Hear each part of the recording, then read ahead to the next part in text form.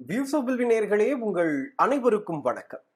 இன்னைக்கு நம்ம இந்த வீடியோல ஒரு தமிழக அரசியல் களத்துல தமிழகத்துல ஆட்சியில இருந்த மிக முக்கியமான ஒரு கட்சியில ஒரு புயலை கிளப்பி இருக்கக்கூடிய ஒரு பத்திரிகையாளர் சந்திப்பை பத்தி தான் பார்க்க போறோம். ஆமாங்க, மூத்த அரசியல் தலைவரா இருக்கக்கூடிய திரு செங்கோட்டையன் ஐயா அவர்கள் அஇஅதிமுகவின் பொதுச் செயலாளராக இருக்கக்கூடிய எடப்பாடி பழனிசாமி ஐயா அவர்களுக்கு செங்கோட்டையன் ஐயா அவர்கள் என்ன அறைகூவல் விடுத்திருக்காரு, காலக்கெடு கொடுத்திருக்காராம். அதெல்லாம் எதுக்காக, இவர் எதற்காக இந்த ஒரு முன்னெடுப்பை எடுத்திருக்காரு அப்படிங்கறதெல்லாம் தெளிவா இந்த வீடியோல பார்க்கலாம். அதுக்கு முன்னாடி நீங்க இன்னும் இந்த சேனலை சப்ஸ்கிரைப் பண்ணல அப்படின்னா கண்டிப்பா சப்ஸ்கிரைப் பண்ணிட்டு பாருங்க. வாங்க வீடியோக்குள்ள போகலாம்.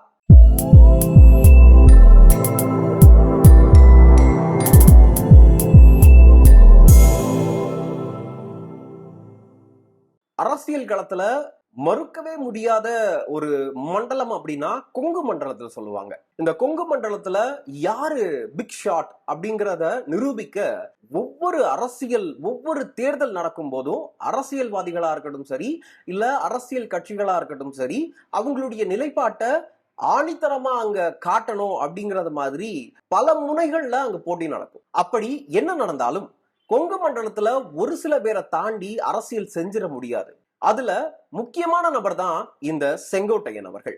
எம்ஜிஆர் காலத்துல இருந்தே அதிமுக பயணிக்கிற இவரு எம்ஜிஆர் அவர்களாலையும் ஜெயலலிதா அவர்களாலையும் இவருடைய டெடிகேஷனுக்காகவும் இவருடைய திறமைக்காகவும் விடா முயற்சிக்காகவும் இவருடைய நேர்மைக்காகவும் பல முறை பாராட்டப்பட்டிருக்காரு. இந்த அரசியல்னு வந்துட்டாவே அவங்க மேல பல கருப்பு வெள்ளை புள்ளிகள் குத்தப்படும் அப்படிங்கிறத நாம டெய்லி பார்த்திருப்போம். அரசியல் தேர்தல்கள் வரும்போது பெரும்பாலும் பார்த்திருப்போம். ஆனா திரு செங்கோட்டையன் மாதிரி இருக்கக்கூடிய நேர்மையான அரசியல்வாதிகளை நம்மளால விரல் விட்டு எண்ணிட முடியும். அப்படிப்பட்ட அரசியல் தலைவரா இருக்கக்கூடிய செங்கோட்டையன் அவர்கள் இன்னைக்கு நடந்த அந்த பத்திரிகையாளர் சந்திப்புல அதிமுகவுக்கு உள்ள இருந்து வெளியேறிய அந்த நிர்வாகிகளை திரும்ப இணைக்கணும், நம்ம எல்லாரும் சேர்ந்தாதான் 2026 ஆண்டு நடக்க போற அந்த தேர்தல்ல அதிமுக மீண்டும் ஆட்சி அமைக்க முடியும் அப்படிங்கிற அந்த ஒரு கருத்தை பதிவு பண்றாரு. இது முழுக்க எடப்பாடி பழனிசாமி ஐயா அவர்களுக்கு எதிரான கருத்தா பார்க்கப்படுது. கடந்த ஒரு சில மாதங்களாகவே எடப்பாடி பழனிசாமி ஐயா அவர்களுக்கும் செங்கோட்டையன் அவர்களுக்கும் ஏதோ ஒரு மோதல் போயிட்டு இருக்கு. அவங்க ரெண்டு பேரும் ஒருத்தருக்கு ஒருத்தர் பேசிக்க மாட்டாங்க, ஒருத்தருக்கு ஒருத்தர் சந்திச்சுக்க மாட்டாங்க அப்படிங்கிற மாதிரியான கருத்துக்கள் சமூக ஊடகங்கள்லயா இருக்கட்டும் சரி, இல்ல அந்த கட்சியினுடைய தொண்டர்கள் மத்தியிலேயே பரவிட்டு இருந்தது. இத பத்தி செங்கோட்டையன் அவர்கள் கிட்ட பத்திரிகையாளர்கள் கேள்வி கேட்டப்போ அவர் சொன்னது, செப்டம்பர் 5ஆம் தேதி நான் உங்க எல்லாரையும் சந்திக்கிறேன், அங்க என்னுடைய மனதை திறந்து நான் ஒரு சில கருத்துக்களை பதிவு பண்ணணும்னு ஆசைப்படுறேன், எல்லாரும் அங்க வந்துருங்க அப்படின்ட்டு. இன்னைக்கு அதே சொன்ன அந்த டேட்ல அவரு பத்திரிகையாளரை சந்திச்சு அவருடைய கருத்துக்களை பதிவு பண்ணியிருக்காரு. அவரு இந்த பத்திரிகையாளர் சந்திப்புல பதிவு பண்ண எல்லா கருத்துக்களுமே அதிமுக இப்ப இருக்கக்கூடிய ஒற்றை தலைமைக்கு கீழ் அப்படிங்கிற அந்த ஒரு தத்துவத்துக்கு எதிராக இருந்தது அப்படிங்கிறது குறிப்பிடத்தக்கது. இன்னும் ஒரு படி மேல போய் திரு செங்கோட்டையன் அவர்கள் எம்ஜிஆர் காலத்திலேயே நம்ம கட்சிக்கா இருக்கட்டும் சரி, இல்ல கழகத்துக்கா இருக்கட்டும் சரி, துரோகம் செஞ்ச பல பேரை மன்னிச்சு திரும்ப ஏத்திருக்கோம், மறப்போம் மன்னிப்போம் அப்படிங்கிற எம்ஜிஆர் அவர்களுடைய அந்த கூற்றுக்கு ஏற்ப நாம ஏன் அதை திரும்ப இம்ப்ளிமெண்ட் பண்ணக்கூடாது? நமக்கு என்னதான் துரோகம் பண்ணியிருந்தாலும் அவங்களும் இந்த கழகத்தினுடைய வளர்ப்பு தான், இந்த கழகத்துல இருந்துதான் வெளியே போயிருக்காங்க, இந்த கழகத்துல இருந்துதான் வெளியேற்றப்பட்டிருக்காங்க.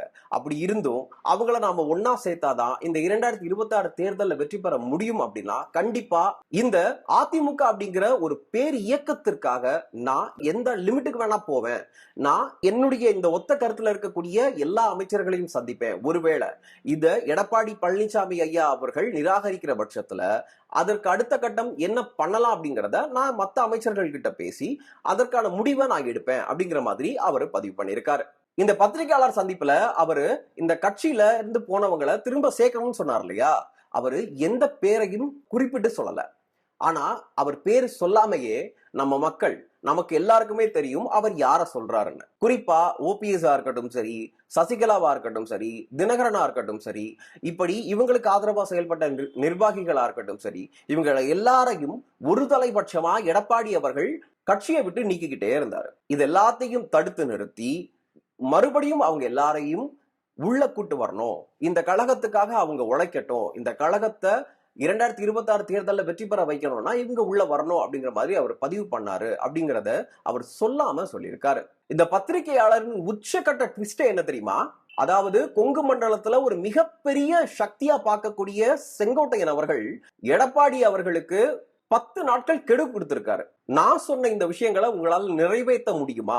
இந்த மாதிரி கட்சியில இருந்து விலக்கினவங்களை திரும்ப உள்ள கூட்டு வரணும். அதற்கு நான் உங்களுக்கு 10 நாட்கள் காலக்கெடு தரேன். இந்த 10 நாட்களுக்குள்ள நீங்க அவங்க கிட்ட பேசுங்க.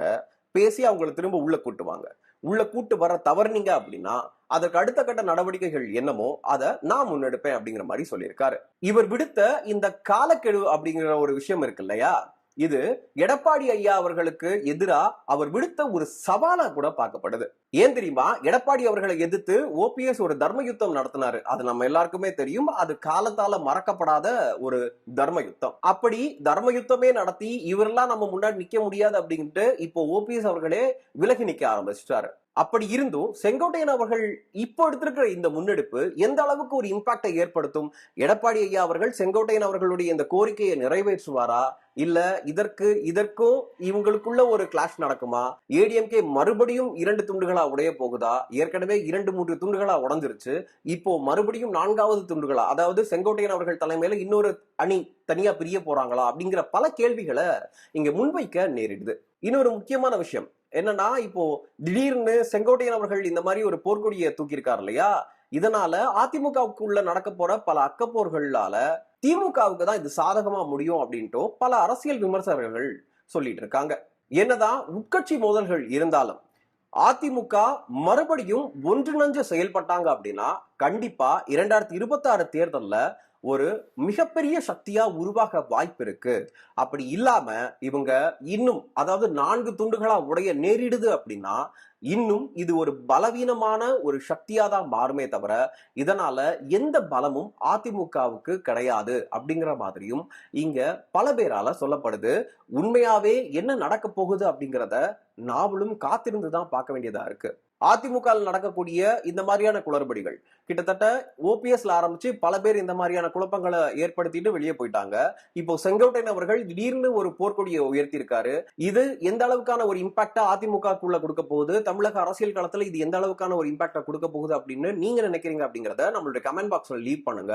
மறக்காம நம்ம சேனலை சப்ஸ்கிரைப் பண்ணுங்க. உங்க நண்பர்களுக்கும் நம்மளுடைய வீடியோக்களை ஷேர் பண்ணுங்க.